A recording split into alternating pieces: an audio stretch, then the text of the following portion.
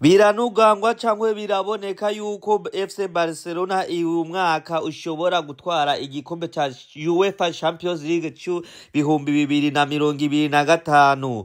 Iyi ngo ndakubarira ivyo utaruzi. Waruzi yuko Barcelona mu mateka yayo yuko yahoze itwara ibikombe vya Champions League UEFA ifise umusatirizi akomoka mu gihugu ca Brazil n'umusatirizi akomoka muri La Masia, ishure ry'umupira wa FC Barcelona.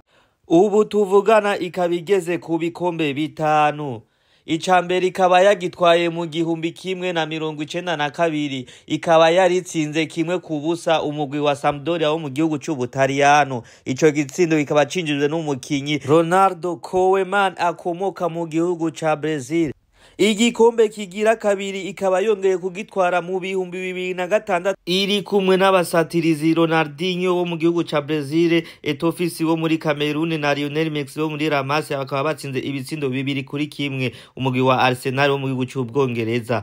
Ikindi gikombe ca gatatu ikaba yongeye kugitwara iri kumwe nabo basatizi nyene mu 2009 inzu umugwi wa Arsenal ibitsindo 2-0. Ica yongera ikindi ca kane bihuriye muri finale nyene n'uwo mugwi nyene wa Manchester United ibitsindo 3-1.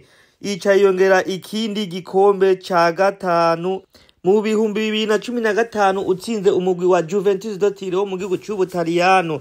Ikaba yari kumwe n'abasatizi nyene kubarira ubwa mbere Neymar yakomoka mu gihugu ca Brazil, Luis Suarez na Messi wo muri La Masia. Mu bushakashatsi nakoze nabonye yuko Barcelona itwara igikombe hagati y'imyaka 10 cankwe mu myaka 9 iheze, kuko niko vyagiye biragenda aho hambere. Uyu mwaka ho ikaba iri kumwe n'umuri w'abasatizi nyene nakubarira, ikaba iri kumwe na Rafinha ukomoka mu gihugu ca Brazil, Lewandowski, Lamine Yamal wo muri La Masia. Uyu mwaka w'2025 kubwiwawe ubona gute bivanye n'ubusesanguzi nakoze?